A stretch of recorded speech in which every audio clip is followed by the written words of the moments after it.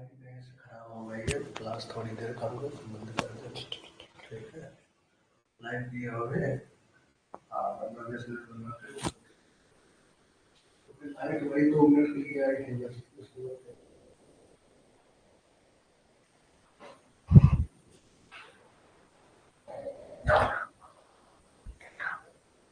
Hello everyone, एक बार फिर से आप सभी का स्वागत है एग्री लर्नर 24 के एप्लीकेशन की क्लास पर।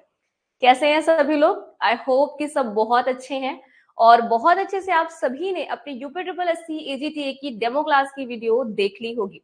और वो अब वीडियो जो है वो क्लास आपकी जो है वो यूट्यूब पर भी अपलोड कर दी गई है। देन एप्लीकेशन पर रोज 5 बजे शाम को आपकी क्लास लाइव होती है। आप अगर लाइव सेशन में एप्लीकेशन में जुड़ना चाहते हैं तो आपको एप्लीकेशन डाउनलोड करना होगा और एप्लीकेशन में लाइव आप जुड़ सकते हैं।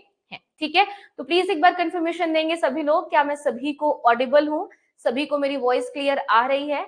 देन हम सेशन को शुरू करेंगे और आज की अपनी क्लास के अंदर एक मोस्ट इंपॉर्टेंट टॉपिक को डिस्कस करेंगे जो कि एग्जाम में आपको एकदम लास्ट में फंसाता है कि भाई सब तो हमने पढ़ लिया, सारे कॉन्सेप्ट तो हमें क्लियर हो गए, बट हमें डेट नहीं याद हुई, हमें ये कब आया था वो नहीं पता, हमें लैक कमेटी का गठन कब हुआ था ये नहीं पता, बैम्बू मिशन कब आया था ये नहीं पता। तो आप इन सब चीजों में जो कंफ्यूज होते हैं ना, उसको आज की क्लास में हम क्लियर करेंगे। तो प्लीज एक बार आंसर करिएगा, सभी को मैं ऑडिबल हूं, सभी को मेरी वॉइस क्लियर है? All good, okay. चलिए, सभी को अगर मेरी वॉइस क्लियर है देन सेशन को शुरू करते हैं और स्टार्ट करते हैं मॉडर्न एग्रीकल्चर की तरफ। और जहां पे हम मॉडर्न एग्रीकल्चर में हिस्टोरिकल इवेंट से शुरू करेंगे। लास्ट में क्वेश्चन जब आप सोल्व करना, मतलब जब मैं आपको करवाऊंगी तो आपको दिक्कत ना हो, इसलिए चीजों को सीक्वेंस से चलना शुरू कर रहे हैं। सफिशिएंट समय है, इसीलिए बैचेस मैंने पहले से स्टार्ट की हैं कि बहुत ज्यादा मैं क्रैश कोर्स और हौच पौच के चक्करों में ना आपको फंसाऊं। आप जो भी पढ़ो सॉलिड पढ़ो और धीरे धीरे करके पढ़ते चलो। मतलब बेसिक, एकदम बेसिक एग्रीकल्चर का टू एकदम एडवांस एग्रीकल्चर, सारी चीजें कवर अप होंगी आपकी एग्री लर्नर 24 के प्लेटफॉर्म पर। तो हम अभी स्टार्ट करेंगे बेसिक से पढ़ना। स्टार्ट करते हैं आज की क्लास को और पढ़ते हैं सबसे पहले हिस्टोरिकल इवेंट्स को। ठीक है, सबसे पहले अगर हिस्टोरिकल इवेंट्स की बात करेंगे ना, तो अगर आप देखो तो प्री इंडिपेंडेंस एग्रीकल्चर, यहाँ पे कंटेंट आज का आपको इंग्लिश में इसलिए दिख रहा होगा बिकॉज ये आपको जो पीपीटी प्रोवाइड की जाएगी बाइलिंगुअल होगी, आगे पीपीटी बाइलिंगुअल है। बट कुछ चीजें आज हमारे कंटेंट राइटर को थोड़ा सा समय का अभाव था, उनके घर में शादी वादी थी तो वो चले गए, बोले मैम आज प्लीज मैनेज कर लो, कल का मैं देख लूंगा। तो ठीक है, आपके लिए अभी थोड़ा सा मैनेज करना है, बाकी आपको आगे मैनेज करने की जरूरत बिल्कुल भी नहीं पड़ेगी। ठीक है, तो प्री इंडिपेंडेंस एग्रीकल्चर कमेटी जो थी, एडमिनिस्ट्रेशन की अगर हम बात करें, प्री इंडिपेंडेंस का मतलब आजादी से पहले। ठीक है, आजादी से पहले की जब हम बात कर रहे हैं ना मेरे भाई, तो इन्होंने ये कहा कि 1871 से लेकर के 1900 की बात करते हैं। तो 1871 से लेकर 1900 के बीच में क्या क्या चीजें ऐसी हुई जिससे एग्रीकल्चर हमारे भारत में विकास कर गया? पहले भी हमारे यहाँ एग्रीकल्चर का विकास था, लेकिन अब उस लेवल पे, जिस लेवल पे हमें लोगों को भोजन प्रोवाइड कराना है, अन्न प्रोवाइड कराना है, उस लेवल पे विकास की तरफ हम कैसे बढ़े? तो सबसे पहले इसकी शुरुआत होती है 1871 से। कब से होती है? 1871 से इसकी शुरुआत होती है। और 1871 के अंदर क्या हुआ, आपकी रेवेन्यू एग्रीकल्चर कॉमर्स कमेटी का गठन हुआ, जिसे हम DRAC के नाम से जानते हैं। It's means department of revenue agriculture and commerce. ये क्या था आपका? ये रेवेन्यू और एग्रीकल्चर कॉमर्स का एक डिपार्टमेंट बनाया गया, जिसे हम DRAC के नाम से जानते हैं। अब एग्जाम में आपके क्वेश्चन क्या पूछेगा, ये आपका सबसे पहला पॉइंट होना चाहिए। तो एग्जाम में आपसे क्वेश्चन पूछता है कि जो ये DRAC है ना, इसका गठन कब हुआ था, ये समिति आपकी कब बनी थी? तो उस कंडीशन में आप आंसर करेंगे प्यारे बच्चों कि ये जो समिति है वो आपकी 1871 में प्री इंडिपेंडेंस से पहले बनी थी। हर प्रकार के क्वेश्चंस के लिए प्रिपेयर होना है, तो आप ये बिल्कुल नहीं बोलेंगे मैम ये ऐसे क्वेश्चन नहीं पूछेगा या ऐसे क्वेश्चंस नहीं आएंगे, क्योंकि हमें हमारे हर प्रकार के क्वेश्चंस के लिए प्रिपेयर होना है। ठीक है, नेक्स्ट इन्होंने क्या कहा कि formal start of agriculture administration India, ये एक फॉर्मल था, ये शुरुआत थी जब हमारे भारत में एग्रीकल्चर का एडमिनिस्ट्रेशन शुरू हो रहा था। ठीक है, आगे इन्होंने क्या कहा, फिर अब जब चीजें थोड़ी थोड़ी सी डेवलप हो रही थी ना, तो एक साइड देखो डेवलपमेंट अभी बहुत कम था, डेवलपमेंट अभी बहुत बेसिक पे था, बहुत कम था। अभी हमारे देश में ना बहुत सारी जगहों पर अलग अलग जो आज आपके राज्य हैं वहां पे बहुत ज्यादा मतलब एक महामारी के रूप में भुखमरी आ रही थी, जहां पे लोग भूख के कारण मर रहे थे। तो ऐसी कंडीशन थी भारत की कि हमारे पास अंग्रेजों की, हम जो गुलाम थे तो उस कंडीशन में, क्योंकि वो नील वगैरह की खेती इतनी ज्यादा करवाते थे कि हमारे पास अन्न की कमी होती गई। तो जो भारतीय थे उनके पास खाने के लिए अन्न नहीं होता था। सोचिए उनके लिए कितनी टिपिकल कंडीशन है कि जो खुद अपने खेत में अनाज उगाते हैं वो अंग्रेजों को ले जाकर दे देते हैं और खुद भूखों से मर जाते हैं, भूख से मर जाते हैं। तो ऐसी कंडीशंस आपको देखने को मिली कब? प्री इंडिपेंडेंस के पहले। कब देखने को मिली? प्री इंडिपेंडेंस के पहले। तो अगर बात करें, अगर आपसे कोई पूछे कि बिहार फेमाइन कब आया था, मतलब हमारा जो ये राज्य है बिहार में भुखमरी कब आई थी, तो सभी को पता होना चाहिए 1874 के अंदर बिहार में भुखमरी आई थी। सभी को एरिश फेमाइन पता है, सभी को एरिश फेमाइन पता है, लेकिन आपके देश के अंदर जो भुखमरी आई थी उसके बारे में पूछ लीजिए तो आपको नहीं पता, तो ये गलत है। पहले आपको अपने देश के बारे में पूरी हिस्ट्री पता होनी चाहिए, तब आपको बाहर का नॉलेज होना चाहिए। तो इस बात का विशेष ध्यान दीजिएगा कि चीजें आपको अच्छे से क्या होनी चाहिए, पता होनी चाहिए। नेक्स्ट कह रहा है कि 1874 में क्या आया था? बिहार के अंदर फेमाइन आया था, जो several famine leading to a major concern on agriculture productivity, जो हमारा ध्यान आकर्षित करके गया कहां पर कि हमें खेती के अंदर, एग्रीकल्चर के अंदर भी क्या करना है, विकास करना है, प्रोडक्शन के अंदर भी विकास करना है और अपनी प्रोडक्टिविटी को इंक्रीज करना है। तो ये हमारा एक मेजर कह सकते हैं, मेजर टारगेट था। हाँ जी बिल्कुल, बंगाल फेमाइन था शायद, नहीं बिल्कुल नहीं, बंगाल फेमाइन तो आपका, इसे हम उस समय बिहार फेमाइन के नाम से जानते हैं, बंगाल फेमाइन नहीं था। ध्यान से चीजों को पढ़िए, अभी वो सारी चीजें भी क्लियर होंगी, ठीक है। तो यहाँ पे कह रहे हैं severe famine leading to a major concern और एग्रीकल्चर प्रोडक्शन। तो ये क्या हुआ? एग्रीकल्चर प्रोडक्टिविटी की बात करेंगे तो यहाँ पे ये चीजें क्या हो गई आपकी बिहार फेमाइन के रूप में आई हैं, ठीक है। आगे चलेंगे, आगे बढ़ेंगे। नेक्स्ट इन्होंने कहा 1875 के अंदर क्या हुआ। अब ये चीजें क्या हो रही थी, वर्क कर रही थी और आगे की तरफ बढ़ रही थी। तो अब एक दूसरा साल आता है जिसे हम कहते हैं 1875। 1871 से चीजें शुरू करेंगे, 1900 तक की चीजें पढ़ेंगे, ठीक है। फिर अब इंडियन मेट्रोलॉजिकल डिपार्टमेंट जो है आपका, जिसे हम आईएमडी कहते हैं, अगर पेपर में ये पूछे कि आईएमडी का गठन कब हुआ था, तो बड़े अच्छे से याद रखना है 1875 के अंदर आईएमडी का गठन हुआ था। इंडियन मेट्रोलॉजिकल डिपार्टमेंट ये क्या थी? भारतीय मौसम विज्ञान का एक डिपार्टमेंट था, जिसे हम आईएमडी कहते हैं। स्टार्ट फॉर अ एग्रोमेट्रोलॉजी, किससे स्टार्ट हुआ? ये एग्रोमेट्रोलॉजी से। इसका सबसे इनिशियल, सबसे पहले हेडक्वार्टर कहां पे था? तो ये क्वेश्चन याद रखना है कि जो इंडियन आपके मेट्रोलॉजिकल डिपार्टमेंट था, इसका जो पहला हेडक्वार्टर था वो कैलकाटा में था। कहां पे था? कैलकाटा में था। और दूसरा हेडक्वार्टर कहां पे था, मतलब दोबारा जब ये शिफ्ट हुआ तो कहां शिफ्ट हुआ? शिमला के अंदर शिफ्ट हुआ।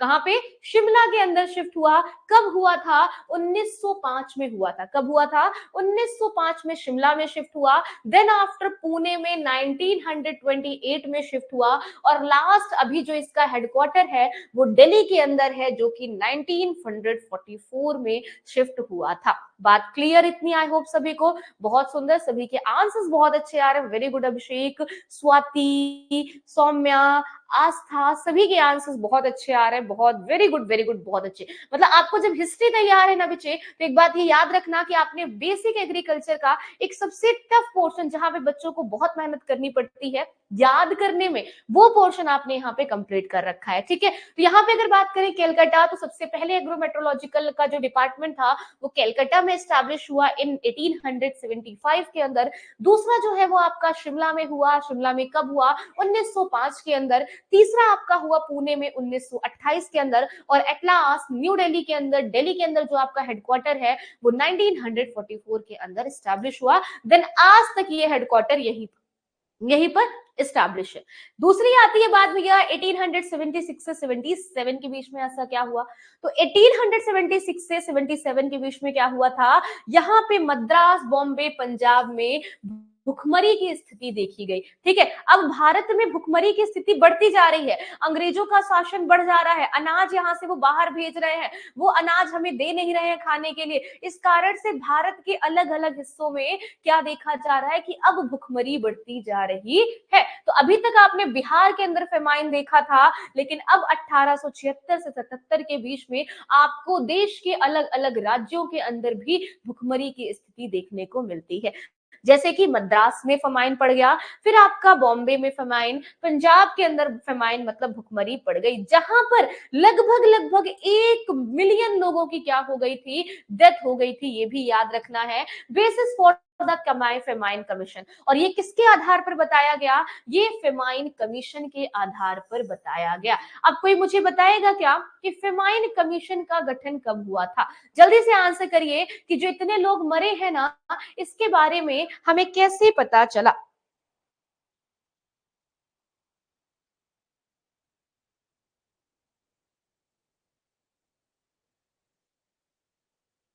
जल्दी से बताओ।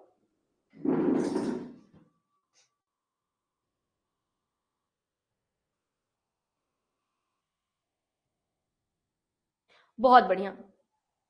ये थोड़ी सी चेयर आपकी इधर ले लूं ताकि मैं अच्छे से यहाँ पे ऐसे खड़े होके पढ़ा सकूं आपको। ठीक है, चलो अब आंसर करो। बढ़िया, बहुत अच्छे। तो सभी के आंसर्स आ रहे हैं, वेरी गुड। अगर हम बात करें किसकी? 1880 की। कब की बात करेंगे?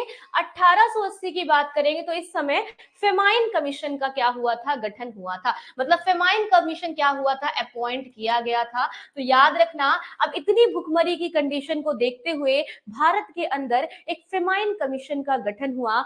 कब हुआ? 1880 के अंदर। ठीक है, कह रहा recommendation on the irrigation food reserves and a famine prevention. कह रहा किसके रिकमेंडेशन पे हुआ था? तो जो ये भारतीय इरिगेशन फूड रिजर्व्स और फेमाइन प्रिवेंशन के लोग थे, उनके रिकमेंडेशन पे एक कमिटी बनाई गई, जिसको हमने फेमाइन कमिटी के नाम से जाना, फेमाइन कमीशन के नाम से जाना, जिसका गठन 1880 के अंदर किया गया। ये बात आपको यहां से क्लियर रखनी है। दूसरी इंपॉर्टेंट बात इन्होंने क्या कही कि 1882 में क्या हुआ? 1882 में अगर बात करेंगे तो 1882 की जब आप देखोगे तो यहाँ पे एक आपने देखा कि फिर से एक चीजें आती है, जिसमें क्या होता है? वर्टिनरी कॉलेज जो है वो लाहौर के अंदर स्टैब्लिश होता है। चीजें थोड़ी थोड़ी बढ़ी, उन्होंने रिसर्च बढ़ाया, फिर धीरे धीरे लोगों ने डेवलपमेंट शुरू की, और 1882 के अंदर आपने देखा कि सबसे पहला वर्टनरी कॉलेज जो है वो कहां पर डेवलप किया गया? लाहौर के अंदर डेवलप किया गया। अब अगर पेपर में कोई पूछे मेरे भाई कि पहला भारतीय वर्टनरी कॉलेज कहां पर डेवलप किया गया था आजादी से पहले, तब आप आंसर करेंगे पहला वर्टनरी कॉलेज आपका कहां पे था? वो था आपके इंडिया में। कहां पे? लाहौर के अंदर। कब स्टैब्लिश हुआ? 1882 के अंदर स्टैब्लिश हुआ था। ठीक है, दूसरा इन्होंने कहा कि 1891 की बात करते हैं तो एक रिपोर्ट आई थी जिसे हमने वॉल्कर्स रिपोर्ट कहा था। क्या कहा था? वॉल्कर्स रिपोर्ट कहा था। इन्होंने साइंटिफिकली सजेशन दिया था सॉइल के इंप्रूवमेंट में, मेन्योर में और एग्रीकल्चरल की प्रैक्टिसेस में। याद रखिएगा, वॉल्कर्स रिपोर्ट जो एग्रीकल्चर में आई थी, ये क्वेश्चन आपके अक्सर यूपीएससी के एग्जाम्स में पूछा जाता है कि जो आपका वॉल्कर्स रिपोर्ट थी 1891 में आई थी, इन्होंने किस विषय पर चर्चा दी थी या किस विषय पर भारतीयों का ध्यान आकर्षित कराने की कोशिश की थी? वो कंडीशन थी, इन्होंने बताया कि कैसे आप सॉइल को इंप्रूव कर सकते हो, कैसे मेन्योर और एग्रीकल्चरल प्रैक्टिसेस को आप इंप्रूव कर सकते हो भारत के अंदर। ठीक है, फिर आया 1899 से 1900 का समय। कब आया? कब से कब तक का? 1899 से 1900 तक का समय आया। और यहाँ पे इसको कह सकते हैं छपनिया अकाल। यहाँ पे क्या पड़ा? छपनिया अकाल पड़ा आपका, जिसे हम कहते हैं छपनिया अकाल। ठीक है, इस चीज को आपको यहाँ पे याद रखना है। ये विक्रम संवत के अकॉर्डिंग, किसके अकॉर्डिंग? विक्रम संवत के अकॉर्डिंग ये आपका था। अगर बात करें तो इसको हम सीवियर फेमाइन कहते हैं, एक भयानक भयानक फेमाइन था ये आपका, जो कि कहां पे आया था? राजस्थान और गुजरात के रीजन में आया था। कहां पे आया था? राजस्थान और गुजरात के रीजन में आया था। विक्रम संवत के हिसाब से हमें इस बारे में पता चलता है। ठीक है, नेक्स्ट अगर बात करेंगे एग्रीकल्चर एजुकेशन रिसर्च एक्सपेंशन, कब से कब तक जो है एग्रीकल्चर के अंदर रिसर्च कमिटीज का डेवलपमेंट शुरू हुआ था। तो याद रखना है, एग्रीकल्चर के अंदर रिसर्च की बात करेंगे तो 1901 से लेके 1920 का साल हमारे लिए बहुत ही शुभकारी, अत्यंत लाभकारी समय था। इसको भी आपको यहाँ पे याद रखना होगा। तो इन्होंने कहा कि 1901 की बात करें या 1901 से 5 की बात करेंगे तो मेजर एग्रीकल्चरल कॉलेजेस डेवलप किए गए। अब क्या हुआ, 1901 से लेके 1905 में डिफरेंट एग्रीकल्चरल कॉलेजेस का डेवलपमेंट शुरू हुआ, जिसमें सबसे पहले पुणे में, कानपुर में, साबौर में, नागपुर में, लायलपुर में, कोयम्बटूर के अंदर सबसे पहले एग्रीकल्चर के कॉलेजेस का डेवलपमेंट शुरू हुआ। ठीक है, अभी हम ये भी पढ़ेंगे कब से हमने एग्रीकल्चर को as a subject, as a course adopt किया था। ठीक है, 1901 में फर्स्ट इरिगेशन कमीशन का गठन हुआ था। मोस्ट इंपॉर्टेंट है मेरे भाई, लास्ट टाइम एग्जाम में ये सब चीजें दोबारा डिस्कस करूंगी एमसीक्यू के अंदर। ठीक है, तो ध्यान से मेरी बातों को कंसंट्रेट होकर के सुनते चलिए, क्योंकि हम बेसिक से एडवांस पढ़ रहे हैं, छोटी छोटी चीजें मायने रखती हैं। एक नंबर से भी हमारा सिलेक्शन नहीं रुकना चाहिए। जो मेरा स्टूडेंट इस बार डरा हुआ है ना कि मैम मेरे 52 मार्क्स आए हैं, 53 आए, मेरे 48 मार्क्स हैं, सिलेक्शन होगा या नहीं होगा, उसके अंदर मैं वो कॉन्फिडेंस देखना चाहती हूँ। कौन सा कॉन्फिडेंस? ऐसा कॉन्फिडेंस जब बच्चा पेपर दे के बाहर निकले और कहे मैम मैंने 68 नंबर अटेम्प्ट करके आया हूँ, 69 नंबर अटेम्प्ट करके आया हूँ, मतलब 69 नंबर मेरे आ रहे हैं और मेरा सिलेक्शन तो डेफिनेटली हो जाएगा चाहे जो हो जाए। तो मुझे वो कंपटीशन मेरे हर स्टूडेंट के अंदर देखना है। जब आप इस बार एजीटी और sugar cane officer, sugar cane supervisor का आप एग्जाम देकर आओ, तो मुझे वो कॉन्फिडेंस मेरे हर स्टूडेंट के अंदर देखना है। उस कॉन्फिडेंस के लिए मैं आपको एक छोटी सी छोटी बात यहाँ पे पॉइंट टू पॉइंट रिलेट करके बता रही हूँ, ताकि आप एक सीक्वेंस से चीजों को याद कर सको। पढ़ने के लिए आपको कंटेंट बहुत मिलेंगे, हर जगह मिलेंगे, आप हर जगह पढ़ोगे, मुझे कोई प्रॉब्लम नहीं है उससे। लेकिन अगर आप मेरे से पढ़ रहे हो तो आपके माइंड में एक फ्लो चार्ट बना होना चाहिए कि हमें शुरू कहां से करना है और आपको खत्म कहां तक करना है। शुरुआत हमने कर दी है, खत्म हम सिलेक्शन लेकर के करेंगे, ये भी हमारी जिद है, इस बात को भी याद रखिएगा। और हम इस बार जो सिलेक्शन आपका एजीटीए में देंगे वो आपको बताएगा कि कितने बच्चे हमारे यहाँ एजीटीए के, जब हम टेलीग्राम पे पेड कोर्सेज चलाते थे, हमने सिंपली टेलीग्राम के अंदर अपनी एक पेड क्लासेस चलाई थी, पेड बैचेस चलाई थी, जहां पे बच्चे टेस्ट सीरीज वगैरह अटेम्प्ट करके अपना सिलेक्शन इस बार लिए हैं। वो सारी चीजें भी आपको आने वाले समय में देखने को मिलेगी। चलिए, वेरी गुड, ठीक है, बहुत सुंदर। बहुत सारे बच्चे लिख भी रहे हैं कि मैम मेरे बहुत अच्छे नंबर है, और बहुत सारे बच्चे यहाँ पे प्रीवियस स्टूडेंट भी है जो आज सेशन को ज्वाइन किए हुए हैं, बहुत बढ़िया। चलो, तुम लोग का तो सिलेक्शन होना है भाई, तो तुम लोग क्यों पढ़ रहे हो? हाँ, चलो, केन सुपरवाइजर के लिए सारी वैकेंसी तुम ही लोग ले जाओगे क्या? चलो आ जाओ। क्या कह रहा है? Framework from a canal and aggregation expansion. कह रहा है 1901 में ही क्या हुआ था, एक ढांचा तैयार करना शुरू कर दिया गया था एरीगेशन और कैनाल के लिए। ठीक है, ये याद रखिएगा। दूसरे में इन्होंने कहा कि 1901 में क्या हुआ था, 1901 में एक चीज हुई थी कि एंटोमोलॉजिस्ट, फर्स्ट एंटोमोलॉजिस्ट जो आपके नियोन्सिड निवली थी, कौन थे? नियोन्सिड निवली थी। इनके बारे में पता चला था कि ये फर्स्ट एंटोमोलॉजिस्ट है, पहले आपके कीट विशेषज्ञ हैं। Introduction of scientific pest management, इन्होंने एक किताब लिखी थी और इन्होंने इंट्रोड्यूस किया था introduction of scientific pest management के बारे में। ठीक है, नेक्स्ट था आपका 1903 मॉडल विलेज। 1903 में क्या आया था? मॉडल विलेज का ढांचा आया था, जिसको देने वाले कौन थे? डैनियल हैमिल्टन थे। कौन थे? डैनियल हैमिल्टन थे, जो कि rural reform model promoting education और एग्रीकल्चर इनोवेशन के बारे में बताते हैं। मतलब क्या बताते हैं कि गांवों में कैसे चीजें शुरू की जाएंगी, गांवों को हम कैसे मतलब प्रमोट कर सकते हैं, कैसे एजुकेशन को बढ़ा सकते हैं और कैसे एग्रीकल्चर में नए नए इनिशिएटिव, नए नए कार्यों को किया जा सकता है। ठीक है, आगे चलो, आगे बढ़ते हैं। नेक्स्ट है आपका 1903। नेक्स्ट कौन सा है? 1903 है। अगर 1903 की बात करते हैं तो एचएम लिफ्रो ने क्या किया था? तो इन्होंने क्या बोला, ये सेकंड एंटोमोलॉजिस्ट थे। कौन थे भाई मेरे? ये सेकंड एंटोमोलॉजिस्ट थे। पहले कौन थे? याद रखो, आपके नियोन्सिडी निवले थे और दूसरे कौन से थे? एचएफ लिफ्रो थे, जो की कंट्रीब्यूशन ऑफ मॉडर्न एंटोमोलॉजी, जिनको क्या कहा जाता है कि ये मॉडर्न एंटोमोलॉजी में सबसे ज्यादा अपना योगदान दिए हुए हैं। ठीक है, दूसरी मोस्ट इंपॉर्टेंट बात भाई, आते हैं अपने एपेक्स बॉडी की तरफ जहां से एग्रीकल्चर रन करता है, रोल करता है, जैसे कि 1905 IARI पूसा बिहार। अब हम कहां पहुंचेंगे? अब हम बिहार पहुंचेंगे और बिहार के पूसा में पहुंचेंगे, जहां पर क्या हो रहा है, जहां पे IARI का एस्टैब्लिशमेंट हो रहा है 1905 के अंदर। क्या हो रहा है? एस्टैब्लिशमेंट हो रहा है। इंडिया के टॉप एग्रीकल्चर रिसर्च इंस्टीट्यूट हमारी कौन सी है मेरे भाई? वो है आपकी IARI। नेक्स्ट कह रहा है shifted to Delhi in the 1935-36 after the, देखो 1934 और 35 में क्या हुआ था, 34 में अर्थक्वेक आया था और कहीं कहीं ये डाटा 36 का मिलता है और कहीं कहीं ये डाटा 35 का मिलता है। मोस्टली हम 1936 को ये मान के चलते हैं कि मोस्ट प्रोबेबली आपका जो पूसा बिहार का इंस्टीट्यूट था IARI, वो पूसा न्यू दिल्ली के अंदर शिफ्ट कर दिया गया, बिकॉज बिहार के अंदर एक अर्थक्वेक आया जिससे वहां पे काफी नुकसान हुआ। ठीक है, नेक्स्ट कह रहा है 1906 की बात करें, फॉरेस्ट रिसर्च इंस्टीट्यूट FARI का डेवलपमेंट देहरादून के अंदर हुआ और ये एक इंपॉर्टेंट अपॉर्चुनिटी, सॉरी एक इंपॉर्टेंट अचीवमेंट हमारे लिए थी कि अब हमारे फॉरेस्ट रिसर्च इंस्टीट्यूट भी डेवलप हुए थे FRI देहरादून के अंदर। लीडिंग फॉरेस्ट रिसर्च इंस्टीट्यूट है, मतलब अगर फॉरेस्ट रिसर्च की बात करेंगे तो हमारे यहाँ सबसे लीडिंग इंस्टीट्यूट के रूप में ये देखा जाता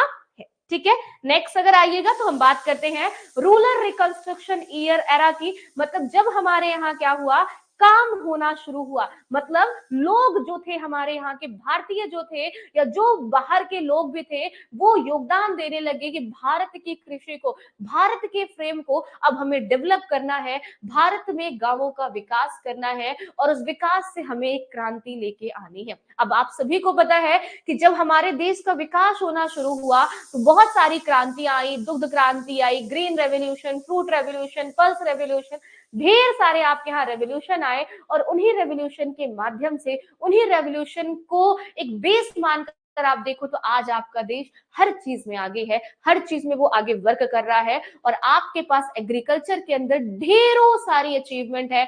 ICR और IARI जैसी जो बॉडी, एपेक्स बॉडी है आपकी, जो बड़े ऑर्गेनाइजेशन है, वो सबसे ज्यादा आपके लिए वर्क कर रहे हैं। नई नई रिसर्च रिपोर्ट्स आ रही हैं, नई नई वेराइटीज का डेवलपमेंट हो रहा है और दिन प्रतिदिन एग्रीकल्चर हमारे भारत का ग्रो करता चला जा रहा है। ठीक है, तो 1919 और 1930 की बात करेंगे तो इन्होंने कहा 1919 में क्या हुआ कि agriculture become the state subject. अब हमारे यहाँ एग्रीकल्चर के इंस्टीट्यूट्स वगैरह हो गए, सारी चीजें हो गई, अब हमारे यहाँ जो एग्रीकल्चर है वो स्टेट सब्जेक्ट के रूप में पढ़ा जाने लगा, मतलब राज्य का एक विषय के रूप में क्या पढ़ा जाने लगा, एग्रीकल्चर पढ़ा जाने लगा।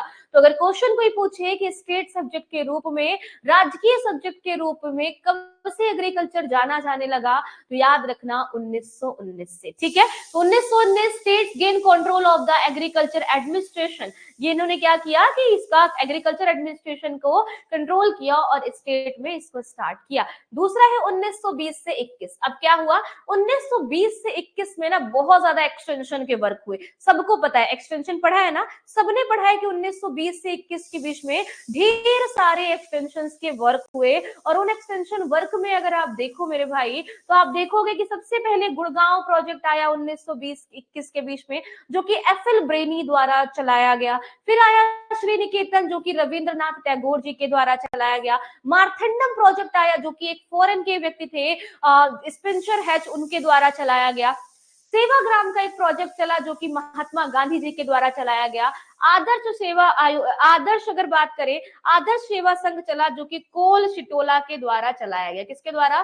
कोल शिटोला के द्वारा, शिटोले के द्वारा चलाया गया, याद रखिएगा। ठीक है, तो ये सारे प्रोग्राम किसके द्वारा चलाए गए हैं? ये सारे प्रोग्राम आपके 1920 से 21 में, जो कि major rural development programme RDP programme के रूप में रन किए हैं। ठीक है, आगे बढ़ेंगे और चीजों को देखेंगे। ठीक है, अब 1921 की बात करते हैं। 20-21 में आपने देखा 1921 में कमेटी का गठन होता है जिसे हम इंडियन सेंट्रल कॉटन कमेटी कहते हैं।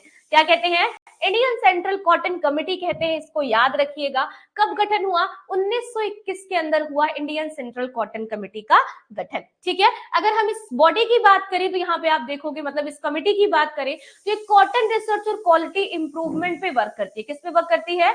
कॉटन रिसर्च और क्वालिटी इंप्रूवमेंट पर वर्क करती है। ठीक है, 1926 में क्या हुआ? 1926 का साल बहुत ही अच्छा था। उस साल क्या हुआ? रॉयल कमीशन ऑन एग्रीकल्चर का गठन हुआ। किसका गठन हुआ? रॉयल कमीशन ऑफ एग्रीकल्चर का, जिसे हमने कहा RCA। याद रखिएगा। इसके हेड कौन थे? पेपर में कभी पूछ ले, आपके एजीटी एग्जाम में तो कम चांसेस है, बट आप जब पीसीएस वगैरह का एग्जाम देते हो ना, तो वहां पे आपको ऐसे क्वेश्चंस देखने को मिलेंगे। एग्रीकल्चर से पीसीएस भी आप दे सकते हो ना, बहुत अच्छी अच्छी वैकेंसीज होती है। लॉर्ड लिथिंगो की बात करेंगे, फर्स्ट कॉम्प्रिहेंसिव एग्रीकल्चर रिव्यू। इन्होंने, लॉर्ड लिथिंगो ने इसमें अपना सबसे पहला योगदान किया, वर्क किया। फिर 1928 में RCA रिपोर्ट को सबमिट किया गया। इन सभी ने क्या किया? RCA रिपोर्ट में काम किया, RCA रिपोर्ट में। फिर लास्ट में क्या हुआ? RCA रिपोर्ट को 1928 में सबमिट किया गया। ये बात याद रखिएगा। और इसके जो हेड थे, अपॉइंटमेंट हेड जो थे आपके यहाँ पे, वो लॉर्ड लिथिंगो ही थे। इस बात को भी आपको ध्यान रखना होगा। ठीक है, अब बात करते हैं 1928 में फाउंडेशन फॉर ICR। इन्होंने जो अपनी रिपोर्ट सबमिट की ना, उन्होंने इसमें ये बोला कि हमारे पास एक एपेक्स बॉडी होनी चाहिए, हमारे पास एक मेन इंस्टीट्यूट होना चाहिए जो पूरे एग्रीकल्चर को डील करता हो, जो पूरे एग्रीकल्चर के बारे में डिस्कस करता हो। तो उस कंडीशन में इनकी रिपोर्ट से निकल के आया कि हमारे पास एक संस्था होनी चाहिए, और वो संस्था इन्होंने क्या बनाई? ICR बनाई। इस तरह से ICR का फाउंडेशन शुरू हुआ, ICR का एक आधार शुरू हुआ। ठीक है, अब बात करते हैं 1929 की। ठीक है, 1929 की जब बात करेंगे, ICR एस्टेब्लिशमेंट इन न्यू दिल्ली। ICR का एस्टेब्लिशमेंट कहां हुआ? न्यू दिल्ली के अंदर ICR का एस्टेब्लिशमेंट हुआ। ICR, Indian council of agriculture research, इसका पूरा नाम है। Apex body for agriculture research and education in India. ये क्या है? हमारे भारत की सबसे बड़ी एपेक्स बॉडी है जो कि एग्रीकल्चर से डील करती है। ठीक है, अब इसके बारे में थोड़ा सा जानेंगे, ICR के बारे में, ICR की चीजों को थोड़ा सा समझेंगे, फिर हम आगे बढ़ेंगे अपने अलग अलग प्रकार से आगे के इतिहास के बारे में। कंप्लीटेड हिस्टोरिकल करंट इंफॉर्मेशन अगर ICR के बारे में देखो तो 1926 के अंदर रॉयल कमीशन ऑफ एग्रीकल्चर की एक कमेटी बनी, जिसमें इसकी रिपोर्ट पे वर्क किया गया, मतलब उस कमेटी के डिस्कशन पे वर्क किया गया। RCA established by the lord लिथिंगो। लॉर्ड लिथिंगो के हेड में, मतलब इनके सुपरवाइजर में इसको बनाया गया। और Indian agriculture and recommended central research council, इन्होंने रिकमेंड किया कि हमारे पास एक सेंट्रल रिसर्च काउंसिल होनी चाहिए। इन्होंने क्या रिकमेंड किया? कि हमारे पास एक सेंट्रल रिसर्च काउंसिल होनी चाहिए।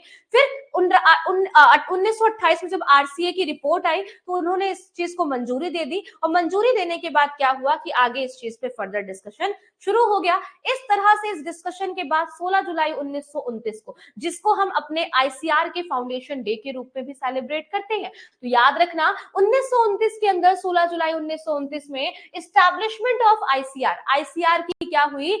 आपकी स्थापना हुई, जिसे हम स्थापना दिवस के रूप में भी मनाते हैं। और उस समय इसका नाम मेरे भाई Indian council of agriculture research नहीं था। जब भैया हमारा जो हेड है वही फॉरेनर है, तो इंडियन कहां से हो जाएगी चीजें? सोचने वाली बात है ना। तो याद रखना, ये imperial council of agriculture research था। क्या था? इसे हम imperial council of agriculture research कह रहे थे, register under the society registration act.